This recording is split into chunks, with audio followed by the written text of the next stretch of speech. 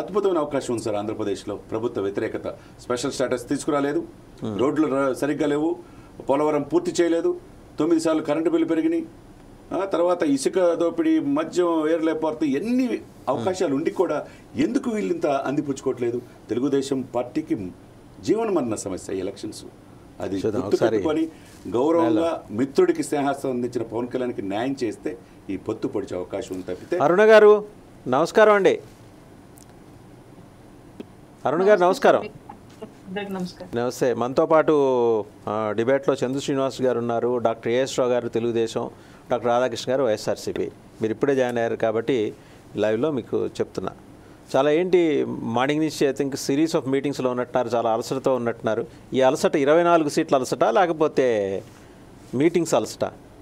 28 సభకి కార్యకర్తల నుంచి తీవ్రంగా ఎదురవుతున్న వ్యతిరేకత, వాటిని సర్దిపుచ్చాల్సిన బాధ్యత అధికార ప్రతినిధులుగా మా మీదే ఉన్న మీదట, మనసులో ఉన్న భావాలు ఏమున్నా సరే పార్టీ బాధ్యతలను మొయ్యాల్సిన బాధ్యత, ఇవన్నీ కూడా ఆటోమేటిక్ గా మా అందరి మీద ఉన్నాయి. ఇప్పుడు సీట్లు ఎన్ని తీసుకున్నారు అన్నది మాకెవరికి బాధ లేదు.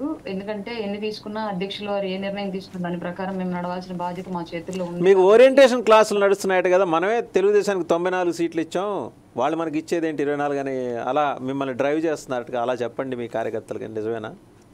సార్ నాకు ఇప్పటి వరకు ఒక్క కాల్ కూడా రాలేదండి దానికి సంబంధించి. నేను ఇనిషియేషన్ తీసుకొని, నాకు అధ్యక్షుల వారి మనస్తత్వం ఎలా ఉండిద్దని నాకు డైరెక్ట్ కాబట్టి నేను ఇనిషియేట్ తీసుకొని నేను మాట్లాడుతున్నాను తప్ప పార్టీ ఆఫీస్ నుంచి ఇప్పటి వరకు మాకు ఎలాంటి ఇది లేదు. నేను ఆల్రెడీ ఒక మీటింగ్ లో కూడా చెప్పాను, ఇంత దుమారం జరుగుతున్నప్పుడు మన స్టాండ్ ఏంటి అనేది ప్రాపర్ గా ఒకళ్ళు ఎవరో ఒకరు కమ్యూనికేట్ చేసి మా ద్వారా కమ్యూనికేట్ చేపిస్తే దీని కొంతవరకు మేము కంట్రోల్ చేయడానికి ప్రయత్నం చేయగలం అని చెప్పేసి కూడా ఆల్రెడీ నేను చెప్పున్నాను. ఇప్పుడు మనోహర్ సార్ తో కాన్ఫరెన్స్ కాల్ ఉందన్నారు, మరి అది దేనికి సంబంధించి అనేది మాకు కూడా ఇంకా తెలియదు, జరగలేదు కాబట్టి మేబీ ఇప్పుడు ఏమన్నా ఒక దిశానిర్దేశం అనేది ఏమైనా జరిగిద్దేమో మాకు కూడా తెలియదు. కానీ ఇక్కడ జరిగిన సమస్య, అందరిలో ఉన్న ఆగ్రహావేశాలు, బాధ ఏంటి అంటే చూస్తూ చూస్తూ ఓటమికి మార్గాలు వీళ్ళే వేస్తున్నారా, ఓటు పోలరైజేషన్ కంప్లీట్ గా అవ్వనీయకుండా అని కొన్ని చోట్ల సందేహాలు నడుస్తున్నాయి. ఇప్పుడు మా సైడ్ ఉంది ప్రకాశం జిల్లా, నెల్లూరు, రాయలసీమ ఏం లేదు, వ్యతిరేకత ఏముండదు, ఎవరికైనా టికెట్ తెచ్చుకోండి. ఇక్కడ ఏం జనసేన అంత స్ట్రాంగ్ గా లేదు, నాయకులు కూడా అంత స్ట్రాంగ్ గా పనిచేయలేదు కాబట్టి వీళ్ళకి టికెట్ వచ్చింది, వీళ్ళకి టికెట్ రాలేదని బాధపడేవాళ్ళు. కానీ కనీసం రానోళ్ళు కూడా నోరెత్తి మాట్లాడింది, కానీ వాళ్ళ వెనకాల తిరిగిన వాళ్ళు కూడా మేము తిరిగిన వాళ్ళకి ఎందుకు టికెట్ ఇవ్వాలని అడిగిన వాళ్ళే లేరు. అది ఒప్పుకుంటున్నాను ఆ విషయాన్ని క్లియర్ గా. ఇటు సైడ్ కొంచెం తక్కువ ఉండేది కాబట్టి ఆ వేవ్ అనేది, ఉన్న లీడర్లు కూడా అంత స్ట్రాంగ్ గా వర్క్ చేయలేదు, ఆ విషయం కూడా నేను ఒప్పుకుంటా. కళ్యాణ్ గారిని ఎవరో టీడీపీ మోసం చేసింది, వాళ్ళు మోసం చేశారు, వీళ్ళు మోసం చేశారు, చంద్రబాబు నాయుడు ఏదో చేస్తాడు నేను ఒప్పుకోను. ఆయన వెనకాల ఉన్న లీడర్లు ఆయన ఇప్పటి వరకు కొంతవరకు ఆయన నమ్మి ఎవరికైతే బాధ్యతలు అప్పచెప్పారు, కొంతమంది మళ్ళీ అందరూ కొంతమంది వాళ్ళకి ఇచ్చిన బాధ్యతను సవ్యంగా నిర్వర్తించకుండా ఒక నిస్సహాయ పరిస్థితిని వాళ్ళు క్రియేట్ చేశారు.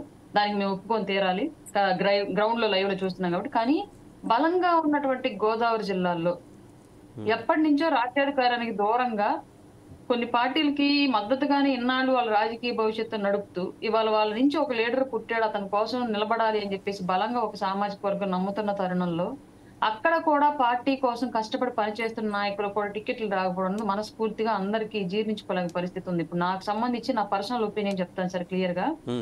విడివాడ రామచంద్రరావు గారికి సంబంధించి లక్షల మంది ముందు పవన్ కళ్యాణ్ గారు హామీ ఇచ్చారు, కానీ ఇవాళ ఆ టికెట్ ఇవ్వలేని నిస్సహాయ పరిస్థితి అక్కడ క్రియేట్ అయ్యింది. ఆయన ఎంత మనసు చంపుకొని విడివాడ రామచంద్రరావు గారి టికెట్ ఇవ్వలేను అని చెప్పేసి అది టీడీపీకి వదిలేశారు అంటే నా లీడర్కి అక్కడ ఎట్లాంటి పరిస్థితి క్రియేట్ అయిందో అన్న బాధ నన్ను తొలిచేస్తుంది. అసలు ఏం జరుగుతుంది అక్కడ అని. రెండోది సార్, చాలా మంది లీడర్లు పార్టీ జిల్లా ఇన్ఛార్జీలు కానివ్వండి, నియోజకవర్గ ఇన్ఛార్జీలు కానివ్వండి, చాలా మంది పార్టీ ఆఫీస్ చుట్టూ తిరుగుతుంటే కందుల దుర్గేష్ గారు నియోజకవర్గం వదిలి రారు, ఎప్పుడు జనాలు తిరుగుతారు. ఆయన నియోజకవర్గం నిరంతరం పనిచేస్తారు.